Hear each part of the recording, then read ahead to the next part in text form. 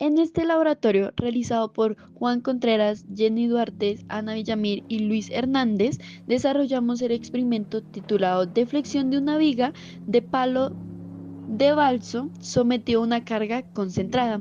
El palo de balso le aplicamos una carga puntual, en total la mitad, 32 centímetros, el cual fue incrementada mediante la flexión en la mitad de la viga. Como objetivo, el primero es analizar el comportamiento mecánico de la madera de balso sometida a cargas concentradas, evaluando la relación entre el esfuerzo, la deflexión y la longitud de la pieza para determinar su rigidez y su límite de elasticidad. Diseñar y ejecutar un experimento en el que se apliquen distintas cargas sobre barras de madera balsa de diferentes longitudes, observando y midiendo su deflexión. Comparar la deflexión teórica con la práctica realizada y mirando sus variantes con las diferentes cargas.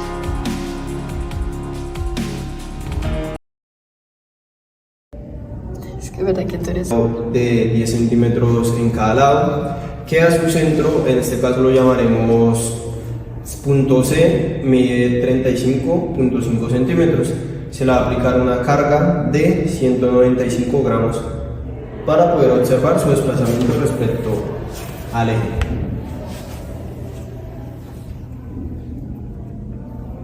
Vamos a observar que después de aplicar la carga se ve un desplazamiento de 1 centímetro con, pues como vimos anteriormente, una carga puntual.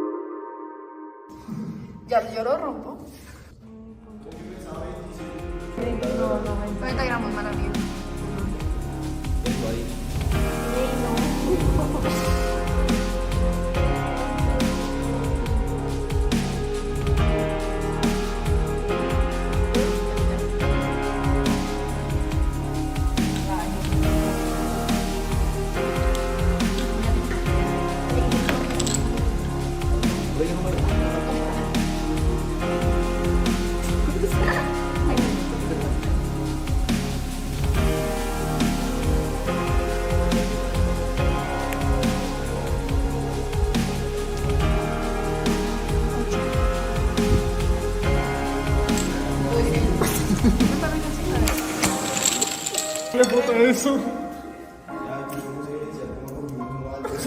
Y yo así. Un ladrillo. Efectivamente, falló. Falló y sin saberlo. Es la deformación vertical que experimenta una viga cuando se le aplica una carga. En nuestro experimento, al colocar un peso en el centro del palo de balsa, simplemente apoyado, la pieza comienza a curvarse debido a un momento flector generado.